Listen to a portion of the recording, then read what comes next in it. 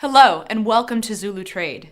In this video, we will show you the basics of managing a Forex account, including how to place a trade, how to set up a stop loss, which helps you protect your margin, and finally, how to place a limit order to secure your potential earnings.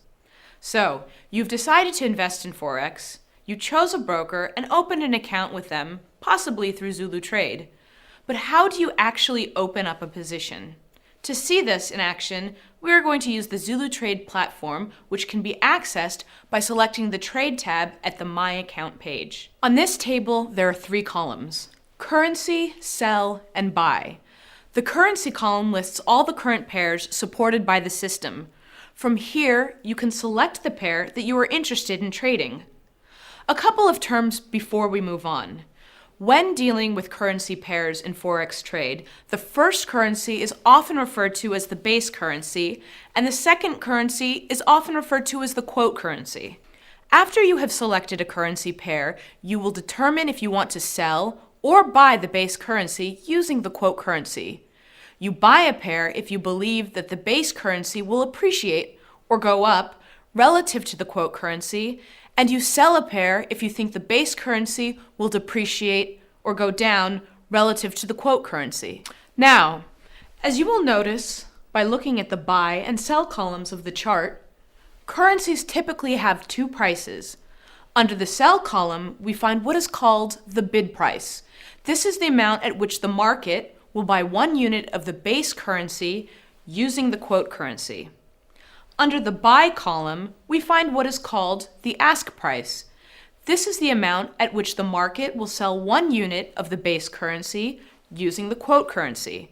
The bid price is always smaller than the ask price, and the difference between the bid and the ask price is popularly known as the spread. To better understand this, let's look at an example of a trade. For the pound US dollar pair, the bid price is 1.63414, and the ask price is 1.63455. If you want to sell pounds, you click the price on the sell column and you will sell pounds at 1.63414. If you want to buy pounds, you click the price on the buy and you will buy pounds at 1.63455. Although this is enough to place a trade, there are still some more advanced options that you can use to adjust and manage your position.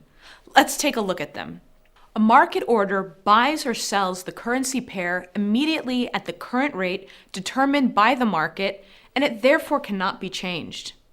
As you can see, the market box has already been checked. This is because all transactions are by default market orders. By deselecting the box, you can place what is called a limit order. A limit order is an order placed to buy or sell a certain predetermined price. The limit order is typically based on two variables: price and duration. Let's take a look at an example.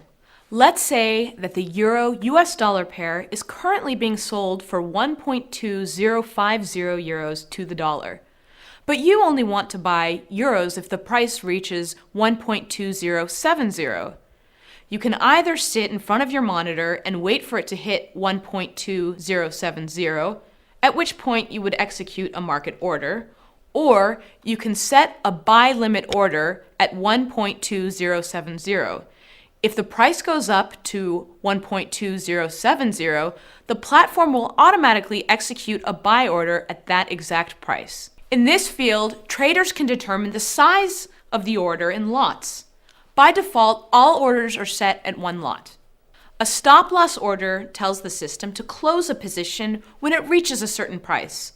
A stop loss order is designed to limit a trader's potential loss. For example, setting a stop loss order for 10% below the price you paid for the trade will limit your loss to 10%. A stop loss order remains in effect until your position is liquidated or until you cancel the stop loss order. For example, you bought the euro-US dollar pair at 1.2230. To limit your maximum loss, you set up a stop loss order at 1.2200. This means that if you were wrong and the euro-US dollar drops to 1.2200, instead of moving up, the platform would automatically execute a sell order at 1.2200 and close your position for a 30 pip loss. On ZuluTrade, all positions have a default stop loss at 500 pips. You can customize this value at the specified field. The opposite of a stop loss action can also be executed. That is, you can set a stop limit to close your position after it has reached your desired profit level. While closing a position while it is going up may sound counterintuitive, the very essence of Forex trading is not only to make pips, but to keep them.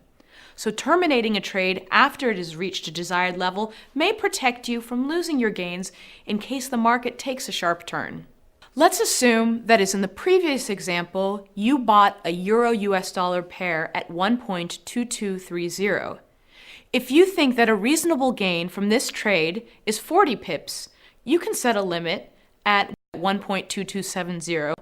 This means that if you were right and the Euro-US dollar pair rose to 1.2270, the platform would automatically execute the order at 1.2270 and secure your 40 pip gain, even if later the position falls lower than this level. On ZuluTrade, all positions have, by default, a stop limit at 500 pips. Like the stop loss, you can also customize the stop limit at the specified field. We hope this video will assist you in managing your Forex trading account successfully. If you are interested in the opportunities of Forex trading but still feel a little uncomfortable executing your own trades, don't despair. You can always use the ZuluTrade platform to select experts that can make the difficult decisions for you, for free. For more information on how the ZuluTrade service works, you can find us at www.zulutrade.com.